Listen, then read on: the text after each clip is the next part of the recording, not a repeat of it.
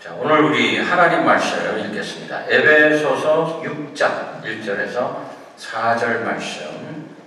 에베소서 6장 1절에서 4절 말씀. 제가 봉독합니다.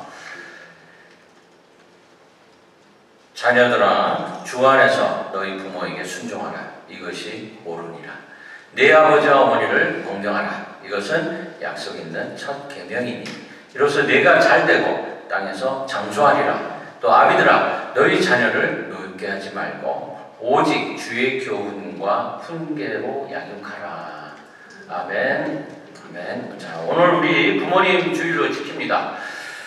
오늘 평소에도 여러분들 부모님하고 같이 연락도 주고받고 생각도 많이 하고 그러시겠지만 좀 더 특별히 하나님 말씀 안에서 생각하고 또 은혜 받는 그런 시간이 되기를 바랍니다. 본래는 부모님 주일이 아니고 어머니 주일이었죠. 어머니 주일을 하니까 그럼 아버지는 뭐야? 이제 이런 반란이 일어나서 어느 날 그러면 우리 부모님 주일을 지키자 이렇게 됐어요. 그러니까 어머니들이 아버지들을 좀 봐주는 겁니다. 같이 그럼 해주지 뭐 그런 거예요. 우리가 오늘 전부 다 남자고 여자고 다 같이 이제 이렇게 꽃을 뽑아서 함께 부모님 주일을 지킵니다. 자, 여러분, 남자들은요, 꼭 한번 눈물을 쏟을 때가 있어요. 부모님 때문에 눈물을 쏟을 때가 있습니다. 그게 언제냐면은 군대 가서 훈련 받을 때예요. 여러분 중에 혹시 논산에서 훈련을 받으신 분 계십니까? 논산에서 군대 훈련 받고 군대 생활 하신 분? 많으시네. 예, 많으시네요. 자, 여러분, 논산에서 훈련 받으신 분들은 이거 알 거예요. 총을 메고 행군을 합니다. 이제 훈련 받으려고 행군을 하다가 높은 고개를 넘게 되는데 집 떠나온 지 며칠 안 되고 이제 막 고생하니까 집 생각도 많이 나고 그러죠. 이럴 때에 언덕을 올라가야지 되는데 갑자기 조교가 전부 멈춰 그럽니다. 그리고는 자, 지금부터 선두 앉아 그러면서 앉아서 오리걸음으로 올라간다 그러는 거예요. 총을 메고 총을 철모 위에 딱 메고 그리고 앉아가지고 오리걸음으로 언덕을 올라가는 거예요. 이거 해보신 분들은 아마 얼마나 힘든지 아실 겁니다. 굉장히 힘듭니다. 아주 그냥 정말 눈물이 쏙 빠집니다. 한 번 걸어가는데 20cm밖에 안 되잖아요. 오리걸음으로 이렇게 걸으니까 그거를 한 몇백 미터를 간다고 한번 생각을 해보세요. 그것도 그냥 걸어가는 게 아니에요. 그냥 군가를 크게 부르면서 그렇게 가야 됩니다. 처음에 얼마만큼 전진하는데 나중에는 앞으로 가는 건지 뒤로 가는 건지 이게 안 되는 거예요. 아무튼 그냥 잡생각이 날 겨를이 없어요. 오로지 씩씩거리면서 가야만 한다라는 생각으로 가득 찹니다. 한참 올라갑니다. 어떻게 올라갔는지도 모르게 어느새 정상에 올라가죠. 그러면 딱 올라가면 5분간 휴식 그럽니다. 너무 좋죠. 그냥 다들 혼이 쏙 빠져가지고 헉헉거리고 쭈그리고 앉는데 뭐라 그러냐면 뒤로 치침 그럽니다. 뒤로 누라는 거예요. 두루 놓여요. 딱 두루 놓으면은 파란 하늘에 구름이 떠나가고 이름 모를 새들의 소리가 들리기 시작을 합니다. 그때 조교가 한마디 고향 생각이 나십니까? 그럽니다. 그러면 안 나다가도 갑자기 고향 생각나는 거예요. 그러니까 어머니가 보고 싶습니까? 그러면 안 나다가도 갑자기 어머니가 보고 싶어져요. 그리고 나면 뭐라 그러냐면은 어머니 노래 일발 장전 발사 그래요. 여러분 그때 나 실제 괴로움 이거 두루 놓아서 이거 부르는 겁니다. 내 괴로움 다 잊으시고 하다가 다들 울어요. 그때부터 막 눈물을 펑펑 흘리면서 웁니다. 어머니가 그립기도 하고 고향 생각나고 그때는 그때 마음으로는 그래요. 내가 이제 제대하고 가면은 진짜 효전으로 잘해야 되겠다. 다 그런 생각까지 하죠. 다들 19살, 20살, 21, 22 요 나이에요. 어린애들입니다. 바로 그 자리 거기가 바로 나중에 알고 보니까 눈물고개더라고요. 논산에 훈련 받으신 분들은 요거를 아실 거예요. 눈물고개. 아무튼 거기서 다들 잠깐 효자가 되어 봅니다. 제대하고 나면 다 잊어버려요. 하나도 기억나지는 않아요. 오늘 말씀에 자녀들아 주 안에서 너희 부모에게 순종하라. 이것이 옳으니라 그랬습니다. 여러분 오늘 부모님 생각을 한번 깊이 있게 해보셔야지 됩니다. 하나님께서 천사장 가브리엘에게 뭐라 그랬냐면 세상에서 가장 아름다운 것 세 가지를 가지고 올라와라 그럽니다. 그랬을 때 이 천사장 가브리엘이 세상 곳곳을 찾아다니면서 세 가지 가장 아름다운 것을 찾아내는데 제일 먼저 예쁜 꽃을 한 송이를 뽑았어요. 두 번째는 활짝 웃는 순진한 어린아이의 웃음을 보면서 이게 세상에서 가장 아름답다. 또 이렇게 생각을 했어요. 하나를 더 해야 되는데 바로 그것이 어머니의 사랑이다. 이렇게 생각을 하고 이 세 가지를 가지고 하늘나라로 올라가서 하나님 앞에 드리려고 합니다. 근데 이 세 가지를 구해서 하늘로 올라가는 동안에 꽃이 그만 시들어버렸어요. 이걸 또 가지고 올라가는 동안에 어린아이는요 늙어버린 남정네가 되어버리고 말았어요. 근데 오직 남은 어머니의 사랑만은 변함이 없습니다. 그래서 한 가지밖에 못 가지고 갔어요. 세 가지가 아니고 변함없는 어머니의 사랑.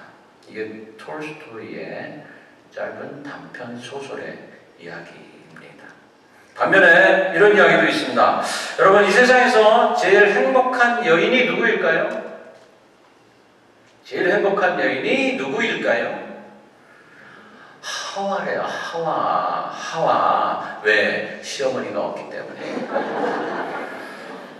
두 며느리가 대화를 합니다. 나는 시집에 시자만 나와도 치가 떨린다. 그랬더니 다른 친구가 나는 시옷자만 봐도 경기가 난다. 그래요. 그래서 어느 집에서 젊은 부부가 대화를 하는데 아내가 남편에게 물어봅니다. 자기 이 세상에서 가장 좋아하는 사람들 1번부터 5번까지 번호를 한번 매겨봐. 그러는 거예요. 그래서 1번은 자기, 2번은 우리 딸내미, 3번은 당신같이 예쁜 사람을 낳아준 장모님, 4번은 우리 집 강아지 뽀삐, 5번 우리 엄마. 그러는 거예요. 아, 네, 이 이야기를 들었네 엄마가. 그 다음날 테이블에다가 뭐라 그러냐면 1번 보아라, 5번 외출한다. 무슨 말인지 잘 모르는 알아들으셨죠? 네. 우리 부모님들이 우리에게 가장 원하는 게 뭘까? 바라는 것이 무엇일까? 저와 여러분들이 자랄 때 잔소리 많이 들었을 거예요. 가장 바라는 거 공부해. 그렇죠? 공부해. 너는 왜 놀기만 하냐? 공부해. 맨날 잠만 자냐? 공부해. 왜 친구들만 만나러 돌아다니냐? 공부해. 이런 소리 안 듣고 자란 사람 없을 겁니다. 그래서 여러분들 공부 많이 하셨나요? 열심히 하셨나요? 우리 일찍이 공부가 다가 아니다. 이렇게 하나님이 먼저다라고 생각하고 살아오신 분들인 줄로 믿습니다.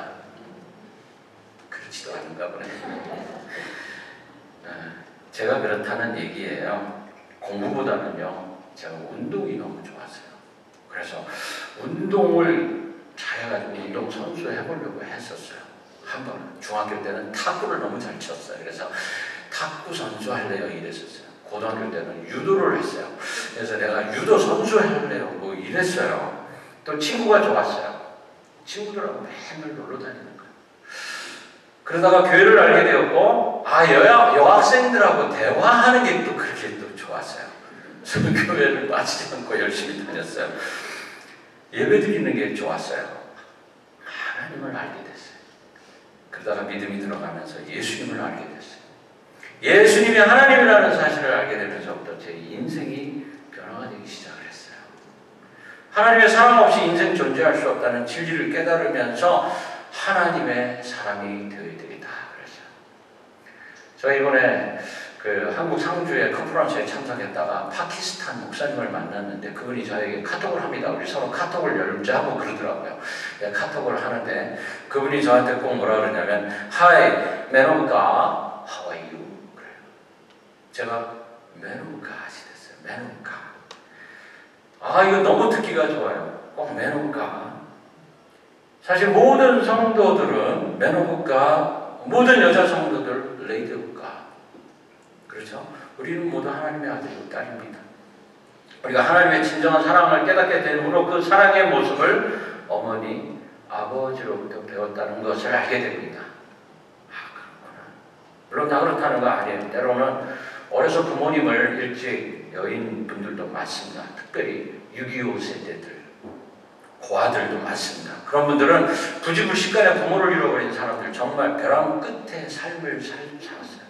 백작간두의 삶을 살았어요.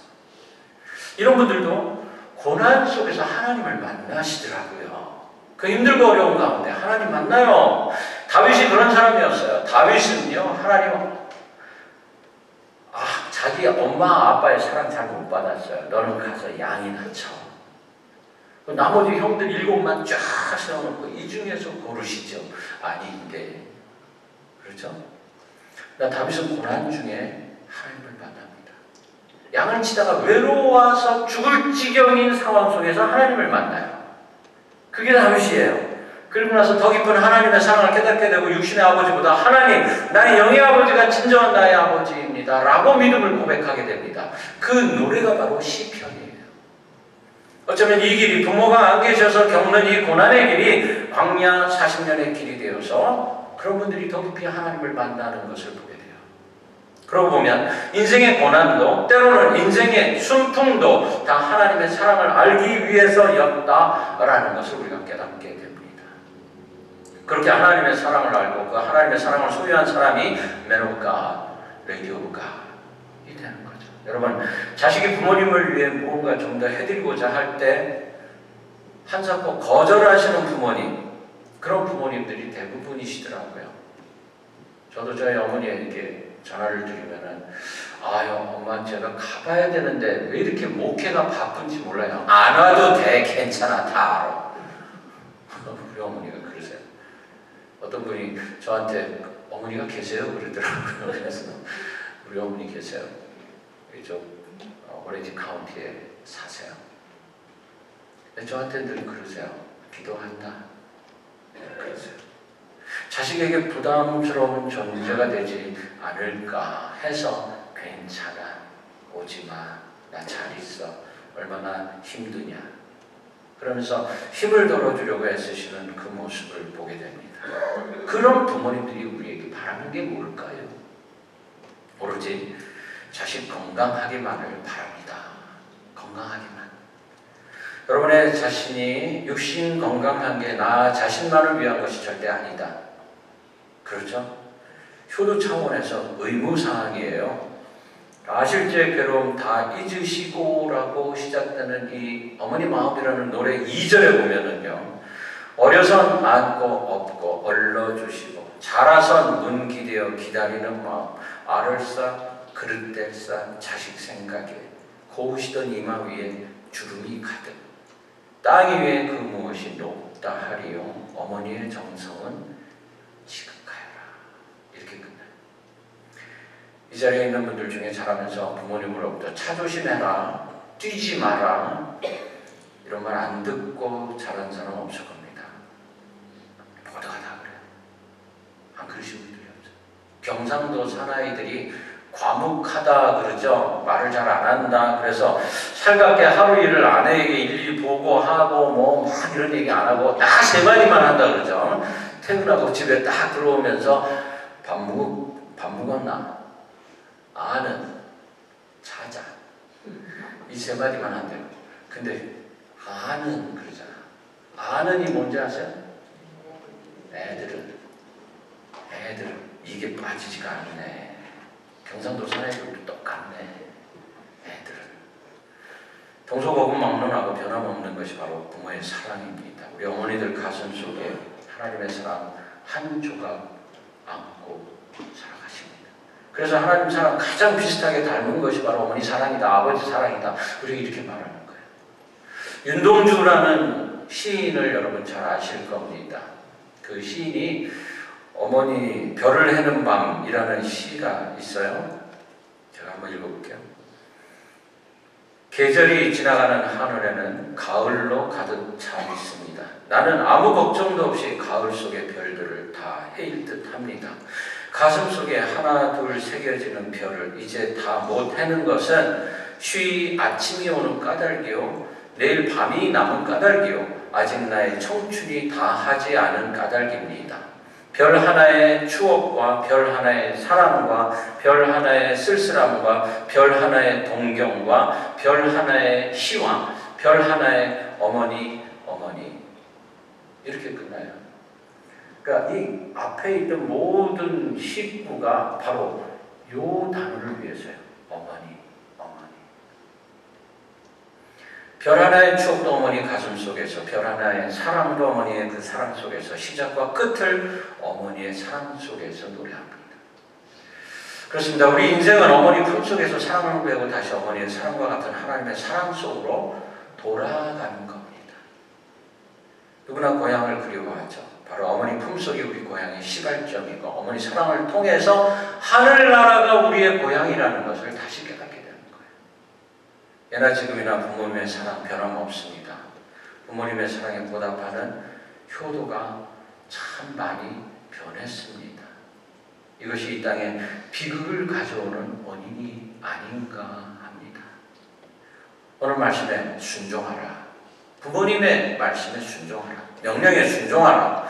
부모를 사랑하는 사람, 하나님을 사랑하는 사람이에요. 하나님 사랑하는 사람은 당연히 부모를 사랑해야 하는 거고요. 그러나 하나님을 사랑하는 그 거룩한 마음이 상실된 인간 속에는 결코 부모를 사랑할 수 없어요. 너무 많은 변화가 있습니다. 부모를 공경하는 하나님을 부모를 공경하는 거, 하나님을 경외하는 거 똑같다는 말씀을 드립니다. 인간은 두 가지 관계를 잘 유지해 나가야 되죠. 수직관계, 수평관계 이렇게 말해요. 10계명을 보면 1번부터 4번까지 하나님 사랑, 5번 첫 번째가 내 부모님을 공경하라. 그렇죠? 그럼 10번까지가 인간과의 사랑. 수평적인 인간관계 계명 중 첫째 되는 계명이 바로 제5계명. 5번째 내 부모를 공경하라. 그리고 나면 오늘 말씀에 뭐라 그랬냐면 내가 잘되고 땅에서 장수하리라. 할렐루야. 이 세상에 많은 제도와 기구와 조직체가 있지만 하나님께서 직접 세우신 조직체가 바로 가정이에요. 그리고 또 하나 교회. 이렇게 두 가지. 가정이 이렇게 중요하기 때문에 사탄은 가정을 파괴하려고 합니다. 여러 가지로 시험을 합니다. 남편과 아내와의 관계, 부모, 자식과의 관계, 형과 동생의 관계 다 깨뜨려 버리려고 합니다. 이 사탄과의 전쟁을 아내 혼자 또는 남편 혼자 절대로 감당이 안 되게 되어 있습니다. 같이 해야 돼요. 같이. 여러분 여호수아가 잘 나가다가 넘어진 곳이 한 군데 있어요. 아이성. 탄탄한 여리고성도 손 하나 까딱 안 하고 기도로 무너뜨렸어요. 그런데 그 작은 아이성 한순간에 여호수아를 넘어뜨려 버립니다. 원인이 무엇이었을까? 사람들은 말합니다. 아간 때문이었습니다. 아간이 그 고급 외투를 자기가 훔쳐가서 심어놓고 자기가 가지려고 했기 때문입니다. 하나님의 물건을 훔치는 죄를 범했기 때문입니다. 근데 여러분, 아간이 누구죠? 한 식구예요. 여호수아의 동생입니다. 가정이 깨진 거예요. 여호수아 7장 18절에 삽디의 가족 각 남자를 가까이 나오게 하였더니 유다 지파 세라의 증손이요 삽디의 손자요 갈미의 아들인 아간이 뽑혔더라. 그래요. 누구 지파? 유다 지파.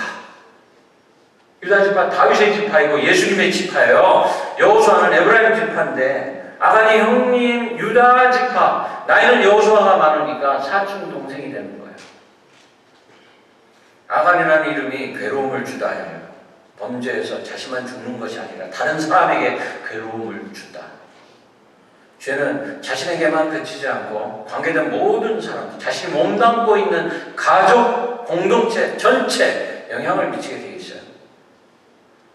그리스도인은 마땅히 이런 죄를 범할까 두려워하면서 살아야 돼요. 조심해야 돼요.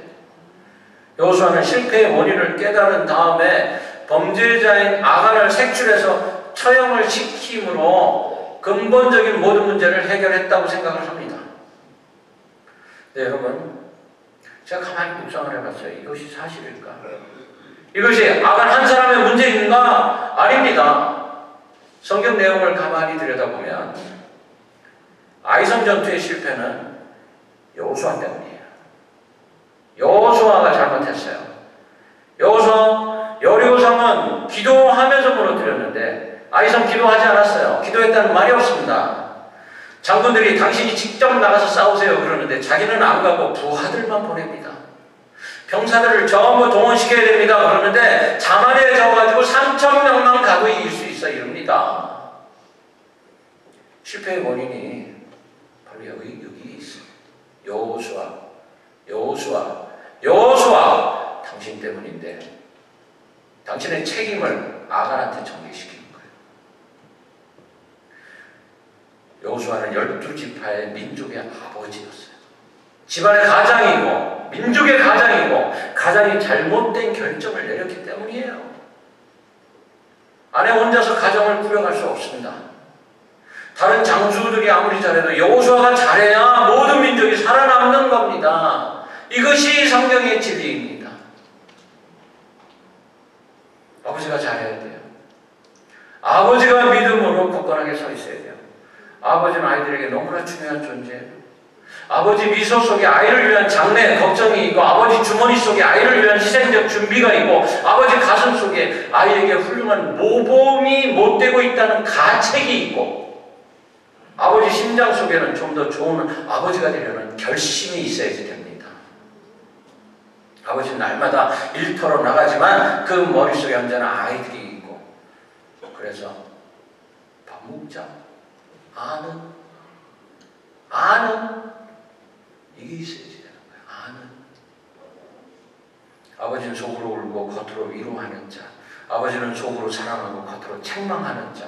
아버지는 엄한 얼굴을 가졌지만 부드러운 심장을 가진 자. 아버지 최후까지 존재하는 아이의 고향, 배신하지 않는 아이의 친구입니다. 할렐루야. 이게 아버지. 이런 아이들이 아버지를 통해 하나님을 배웁니다. 왜냐하면 아버지는 두려움과 자비, 미움과 사랑의 양면을 동시에 가진 분이시기 때문에 부모의 사랑, 그 아름다움은 그 깊이에 있습니다.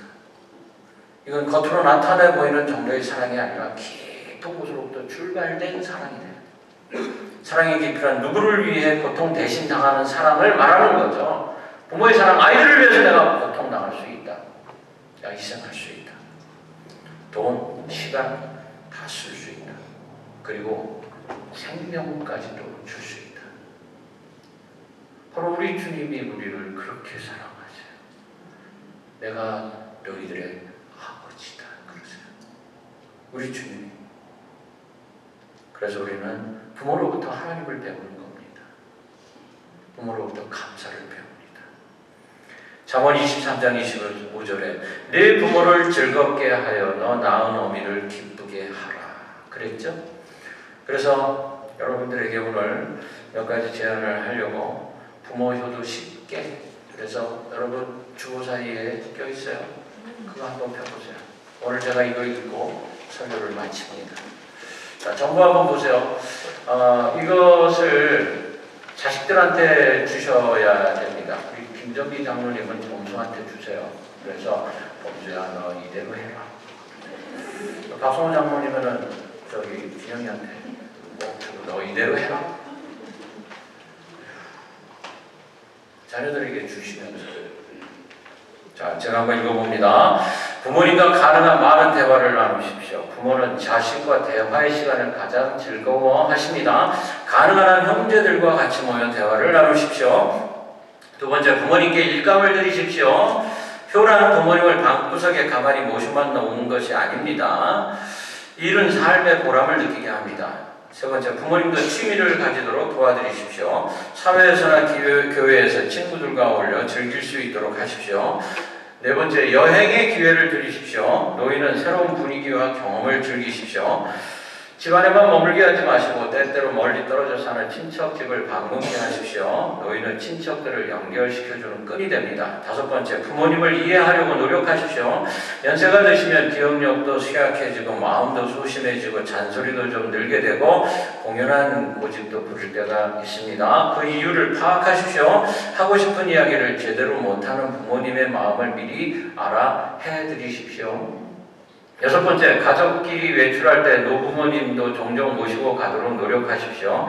어린 자녀들만 데리고 나가는 아들과 며느리에 대해 섭섭함을 가질 때가 있습니다. 집에 손님이 오면 부모님께 먼저 인사드리도록 한 후 대화를 나누십시오. 이런 예법을 어린 손자, 손녀들에게 가르치십시오. 8번째, 사소한 병이라도 나시면 꼭 병원으로 가십시오. 연세가 드실수록 생명에 대한 애착, 건강에 대한 근심이 더 많아집니다. 9번째, 매월 일정한 용돈을 드리십시오. 범수는 잘 들으세요. 부모님의 이름으로 통장을 만들어 드리시면 더욱 좋아하실 것입니다. 10번째, 부모님께 은혜 받는 자리에 초청해서 하나님을 만날 수 있는 기회를 드리십시오. 하나님을 더 깊이 알고 예수님과 친밀감을 가지게 하는 것이 가장 큰 효도를 하는 것입니다. 오늘 말씀 3절, 이로써 내가 잘되고 땅에서 장수하리라. 이 말씀을 기억하시는, 그리고 정말 축복의 말씀이 되기를 주 이름으로 간절히 축원합니다.